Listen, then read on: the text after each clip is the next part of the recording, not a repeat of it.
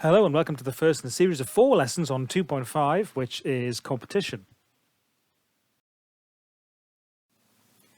So these are the learning outcomes, just 4 learning outcomes for this topic. By the end of this section, you will be able to do these 4 things. Providing you can do these 4 things, you have nailed this topic. The same rules apply as to the previous set of lessons. If you've already got the notes and you're happy with them, then there's no need to write them again, but you do have to watch all of the videos and you do have to do all of the questions that are at the end of each PowerPoint, and you'll do the questions in the back of your books and upload them onto the Google Classroom in the same way as you will have done for finance.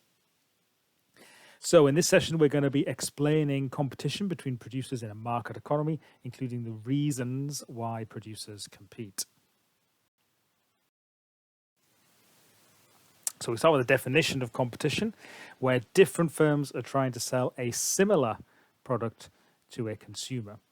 So if firms are directly in competition with each other, the implication is that it is going to be a similar product. So very good examples here tend to be in things like agricultural markets, farming, commodity markets, things like tea, coffee, other commodities, fruit, vegetables, wheat, and those kind of things.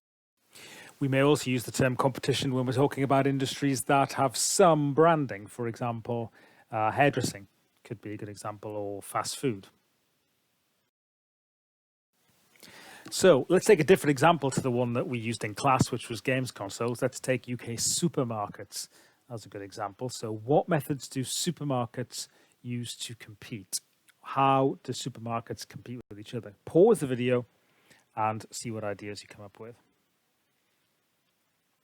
So in economics, we divide competition into 2 categories: price competition and non-price competition. So price competition, if you like, is the most obvious form of competition. Businesses lower their prices to gain customers and thus market share. So if firms are selling very, very similar products, for example, wheat farmers or sellers of other commodities, where they're selling very, very similar products. Foreign currency is another good example, foreign currency dealers. Then any firm that can't reduce prices will find itself losing customers and potentially go out of business. So price competition is perhaps the most obvious, but students often overemphasize the benefits of price competition. Price competition can only take us so far. If you think about it, suppose 2 businesses are charging a price that is just above their cost of production. If one business cuts the price of a certain product, if another business is producing a very similar product, they are likely to follow suit and also cut their price. This is what's called a price war in economics. Unfortunately, the first business is then going to cut its price further again, and then the second business will then respond by cutting prices a similar amount. Now, at the beginning, the businesses were charging a price very close to the cost of production. So very soon, we will find that both businesses end up charging less than the cost of production. And if they do that for any length of time, then they are going to go out of business. So the problem is, if you cut your price, there is a very good chance that the other business, your rival business, will also cut their price. And we see this with supermarkets quite often. We see them have price wars on certain products. There might be price wars for petrol, for example. So you might have seen that Morrison's reduced its petrol price to under £1 recently during the lockdown.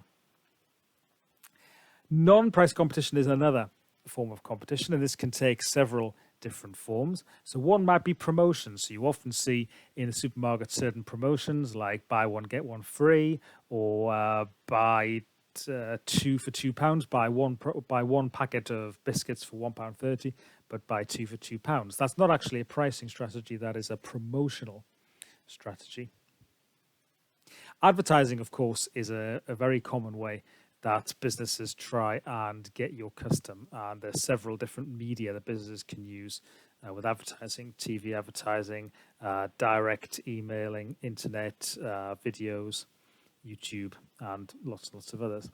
Quality of the product is a way that you might compete. So if you think of supermarkets, Waitrose is often seen as a supermarket that has fairly high quality. They pride themselves on the quality of their food.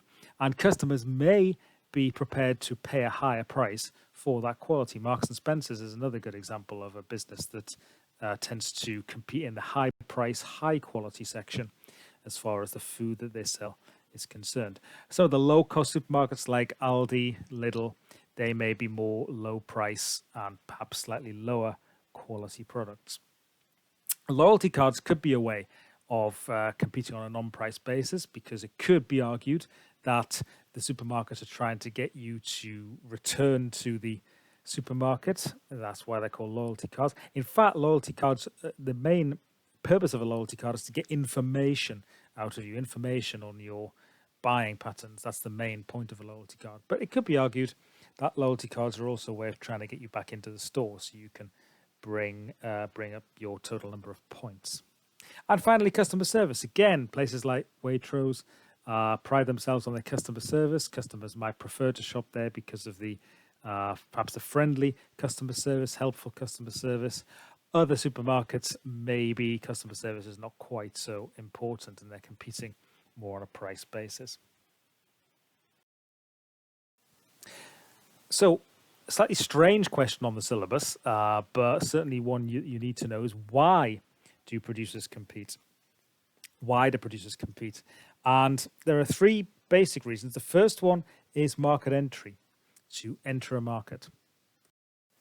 So when Aldi and Lidl were looking to enter the UK supermarket sector, they had to try and find ways of persuading customers to buy their products. So they might do this with low prices, they might do this with advertising, or they might do this with speed at the checkout, or all sorts of different ways to compete. And this will force, and has forced, existing producers in the market, for example, Tesco, arguably Sainsbury's, possibly Asda, to respond to that competition. So market entry is one reason for competition. The second one is to survive in the market. So as we've said, existing customers need to be persuaded to return to the supermarket. And thirdly, to make a profit. So businesses need to compete in order to make a profit. And making a profit really is the sort of the main purpose of business. Profit means that we can reward our shareholders. Profit means we get finance in order to expand and grow the business.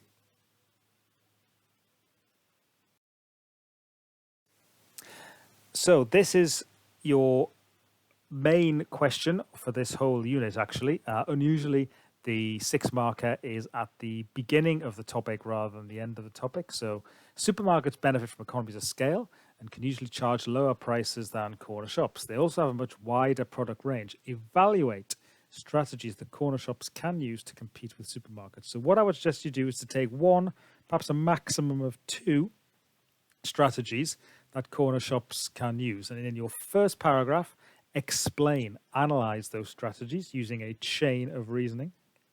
In your second paragraph, you could look at some drawbacks of that strategy, or problems facing that strategy, or possible ways that the supermarkets might react to those strategies, and then come to a judgment or a conclusion in your third paragraph. So explain 1, possibly 2 strategies in the first paragraph, then evaluate. So look at some drawbacks of the strategies in paragraph 2, and then come to a judgment in paragraph 3.